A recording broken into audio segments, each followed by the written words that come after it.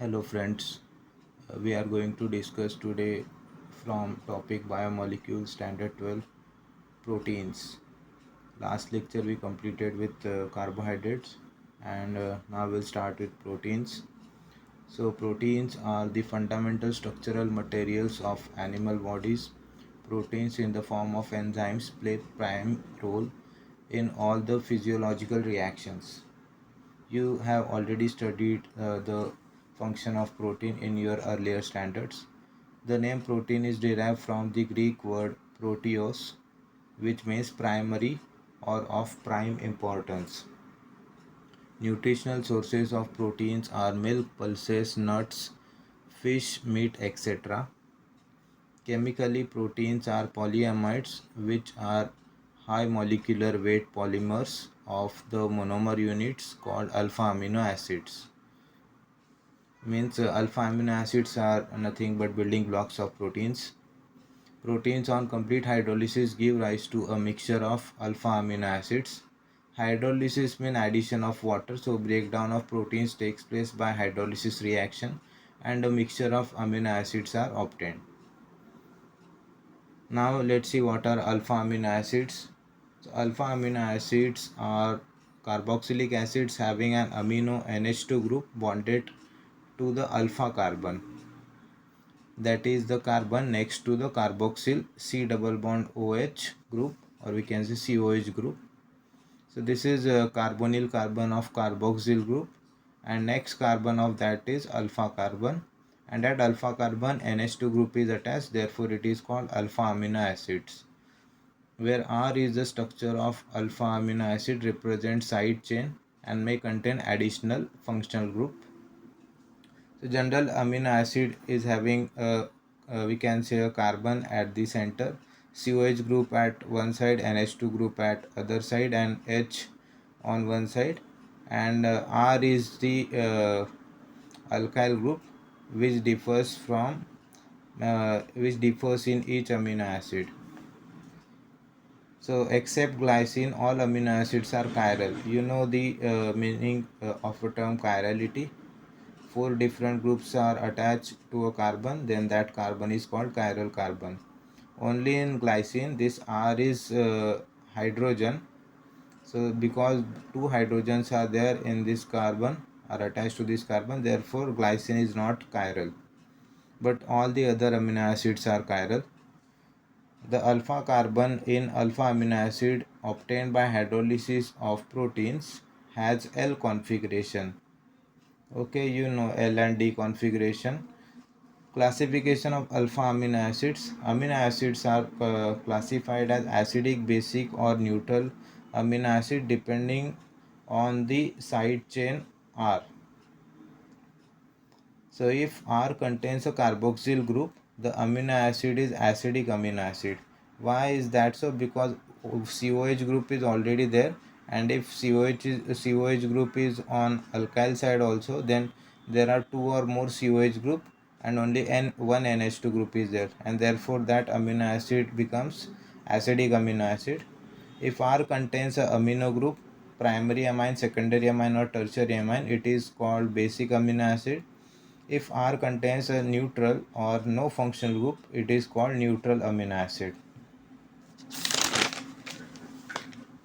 Now, so let's see some examples of acidic, basic and neutral amino acid. Acidic amino acid is aspartic acid, glutamic acid.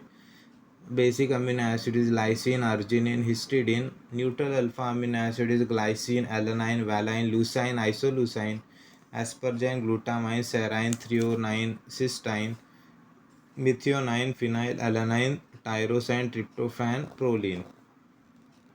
Now let's see. Here classification is finished. Acidic, basic, and neutral amino acid. Now let's see properties of amino acids. Amino acids are usually colorless, crystalline, water soluble, and high melting solid. They behave like salts due to presence of basic amino group and acidic carboxylic group in the same molecule. Since this forms salts with acid as well as with bases, their chemical reactions are similar to primary amines and carboxylic acid because they show both carboxyl and amino group. Now, a important point from this property is Zwitter ion. So what is Zwitter ion? In aqueous solution, the carboxyl group can lose a proton and amino group can accept a proton, giving rise to a dipolar ion. You know Laurie Bronsted concept of acid and bases. Acid donate protons and bases accept proton. So in aqueous solution, acid will lose a proton, and that acidic group is carboxyl here, and a basic group, that is amino group, can accept a proton, giving rise to a dipolar ion known as Zwitter ion. This is neutral but contains both positive and negative charges. So this is the structure of normal amino acid, and in aqueous solution, this H of COH, this H will donate, acid will donate this hydrogen to this nitrogen, and this will become NH3. So acids are proton donor and bases are proton acceptor. This lone pair which is present on nitrogen will accept that hydrogen, or we can say that that lone pair of on nitrogen will accept that proton, and it will become NH3 plus, and this will become O minus. So there are two charges, one is negative on carboxyl group and one is positive on amino group, and because two charges are there, therefore it is called dipolar ion, or it is also called a Zwitter ion. So that's all about Zwitter ion. Next part is isoelectric point. So the pH at which dipolar ion Zwitter ion exists as a neutral ion, that is positive and negative charge is equal and does not migrate to either electrode, is called isoelectric point.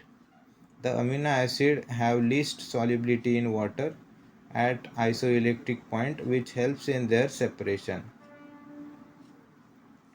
So this definition could also be asked in exam, isoelectric point. Next thing is peptide bond. The bond that connects alpha amino acid to each other is called peptide bond. So example is given here.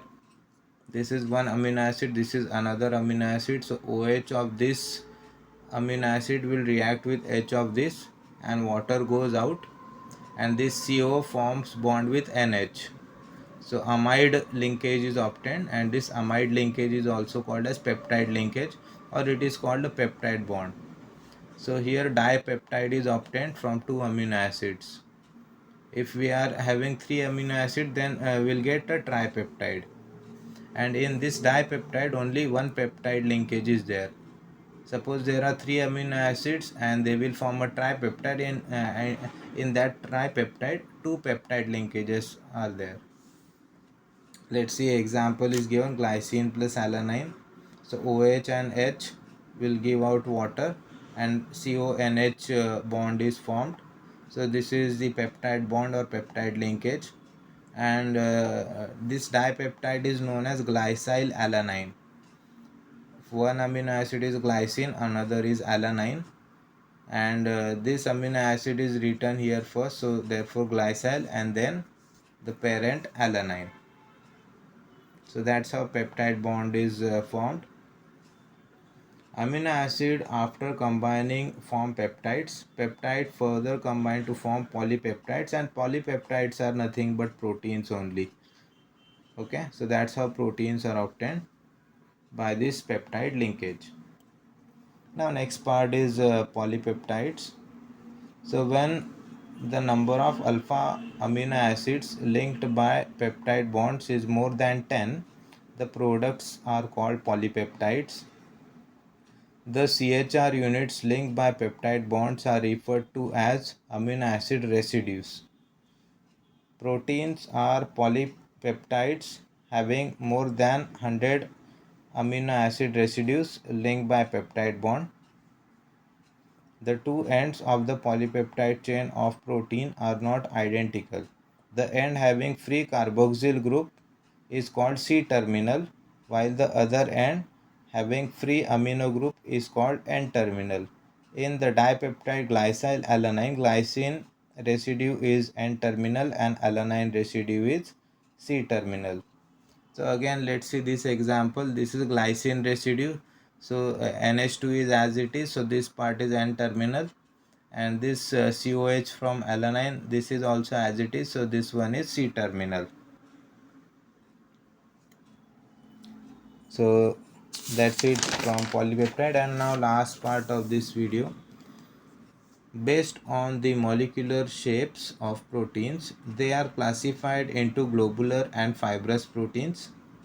So let's see how to distinguish globular and fibrous protein. First point of globular protein, their molecules have spherical shape.